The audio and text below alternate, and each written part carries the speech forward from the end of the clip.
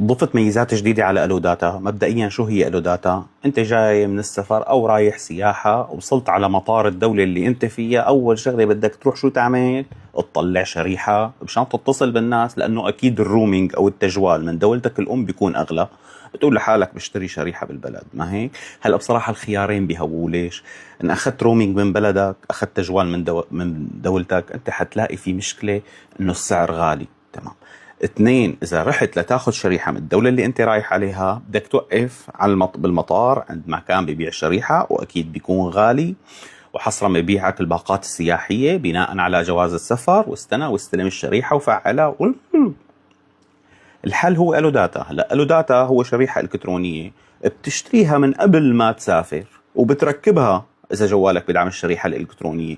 اول ما توصل بكل بساطه لا بتوقف على دور ولا بتشتري شريحه، وتلقائيا بتشتغل، ومن اول ما بتنزل بالدوله، مو بعد البوردينج، مو بعد ما تستلم الشناتي، مباشره الو وصلت، الو وينك، يلا عند الجوازات، خالصه القصه. تمام شباب، لا تشبك واي فاي مطار، ولا تشتري شريحه من البلد اللي رايح عليها، ولا تفعل رومينج او تشترك رومينج من دولتك الام. الو داتا هو شريحه الكترونيه بتوفر لك انترنت مباشره بكل سهوله، وارخص من كل هي الخيارات باكثر من 40 او 50% ببعض الدول. هلا شو اللي ضفته جديد على الو داتا؟ انه صار فيك اول ما تفوت على الموقع بيعطيك تنبيه اذا حابب تنزل تطبيق الجوال او بتطنشه. تطبيق الجوال مشان سهوله الوصول، وضفت ميزه التنبيه انه خلصت 20% من الباقه، 40% من الباقه، 80% من الباقه، مباشره بتعرف قديش باقي معك. اذا ما حبيت تدخل على حسابك على التطبيق، لان انت اذا دخلت على حسابك على التطبيق رح تلاقي في خيار اسمه باندلز او الباقات، فبيظهر لك قديش باقيان.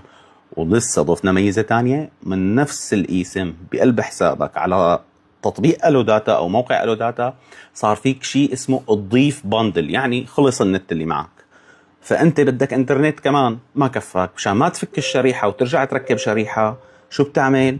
بتروح على حسابك على نفس الاسم اللي انت مركبه، اشتري باقه انترنت لنفس الدوله اللي انت فيها، بتختار الباقه اللي بتناسبك، بتدفع حقها مباشره، بتنزل بالشريحه ومباشره بتتفعل. عنوان الحلقه مباشره، واسهل واسرع، وما بدي اوقف على الجوازات ولا بدي ادفع مصاري كتير. كل التحيه لكم. الو داتا اذا بحثت على جوجل بتلاقيها.